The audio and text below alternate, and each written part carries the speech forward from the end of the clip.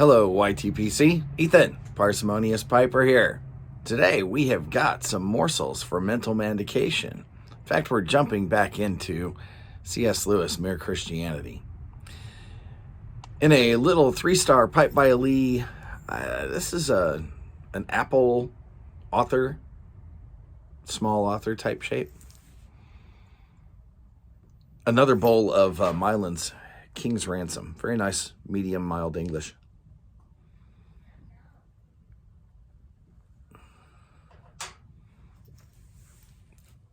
That I've been smoking quite a bit just to try and really familiarize myself with it. I had a 2-ounce sample and I'll smoke through it before I decide whether I buy more or move on to something else. Let's recap. Last time we talked about the moral law as a likely communication of the Creator to us about himself.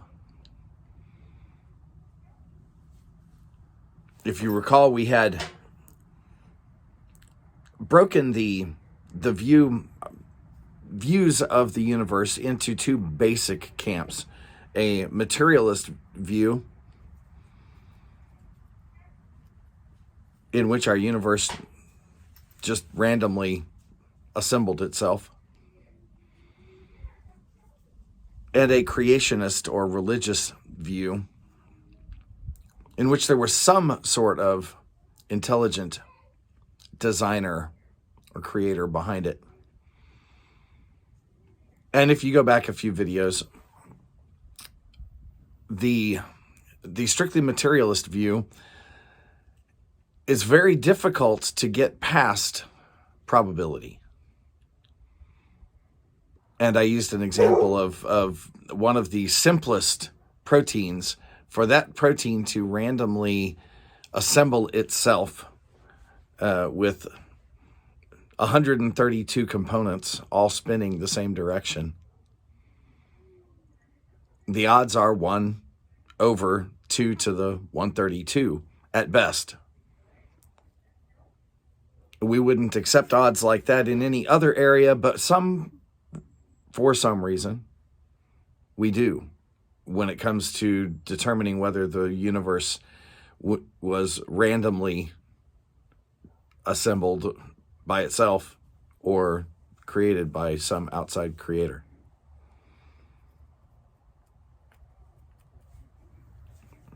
Personally, I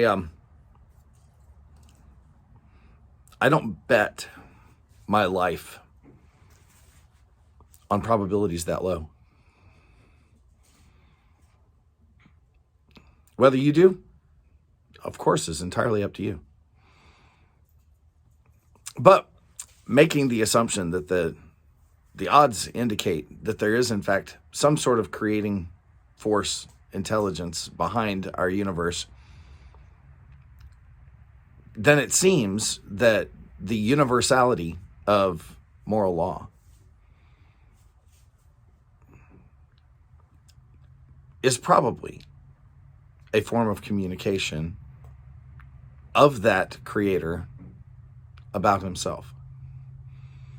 Because it is certainly, as we've discovered, and just basing this on observation, the moral law is something that really is outside observable science.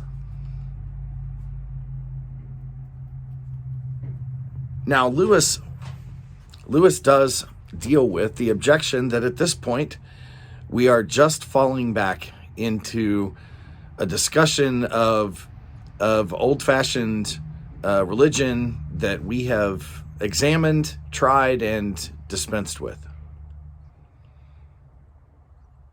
Well, his response to that is, if we've dispensed with it, look at the world around us. We seem to be on the wrong track.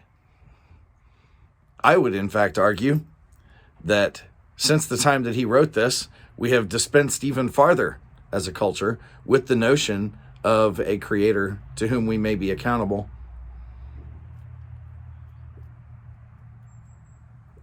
And we are even farther off track. You look around and you see it being pushed as perfectly acceptable for us to surgically and chemically mutilate children in ways that they cannot possibly assent to because they don't have the capacity for understanding what they're doing to themselves or what is being done to them.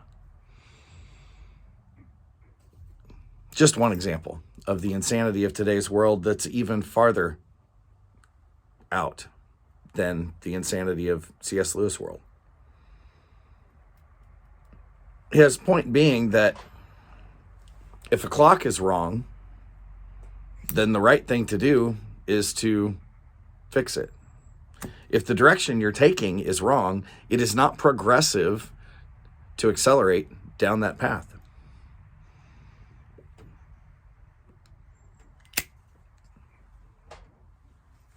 It may, in fact, be necessary to identify the point at which you departed from the correct path. Turn around. Change your direction. An example he gives is that of solving a math problem. And this one struck a chord with me because having done all of my undergrad and graduate studies in applied math, I can tell you there are going to be, if you study math, there are going to be hundreds or thousands of times when you spend half an hour, 45 minutes, an hour working on a single problem only to discover that all the way back at the beginning you made a mistake. You made an assumption that wasn't true, or you misapplied something that was true in a situation where it did not apply. The only way to correct that and get back on course to finding the right answer is to acknowledge, yes, way back there I made a mistake. I have to start from that point. I have to return to that point.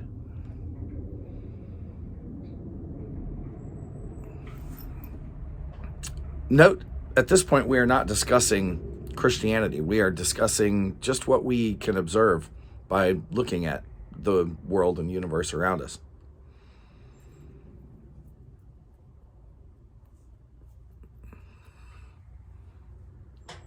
And what we have reached is a point where the communication that we are receiving from this Creator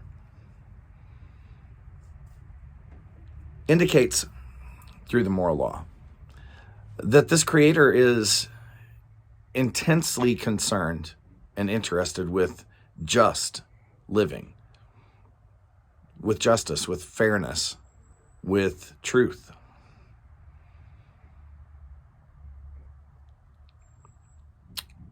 These are common principles throughout moral law everywhere in the world. And yet we know that we do not live up to those.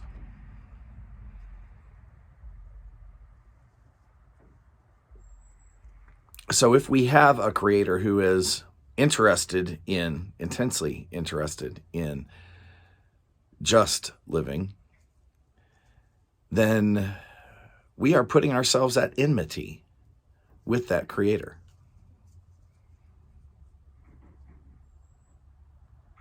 And if we're honest, that should give us some pause to reflect on what the implications of that are.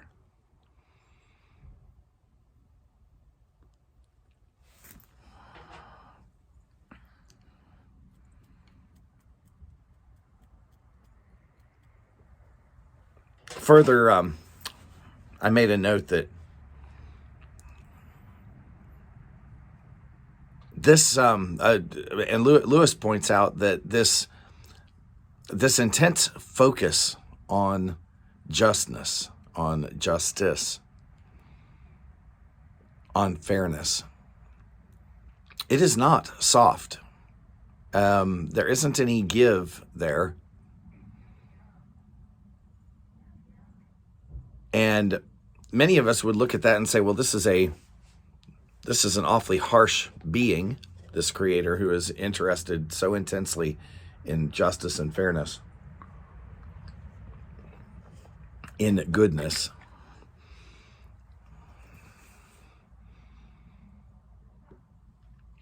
But there is not any softness to this. And we may object to that, but the truth is, when we look around us, we certainly want to apply this moral law, this sense of good behavior. We would certainly hold people around us to it. We object and complain if the folks around us do not adhere to the moral law.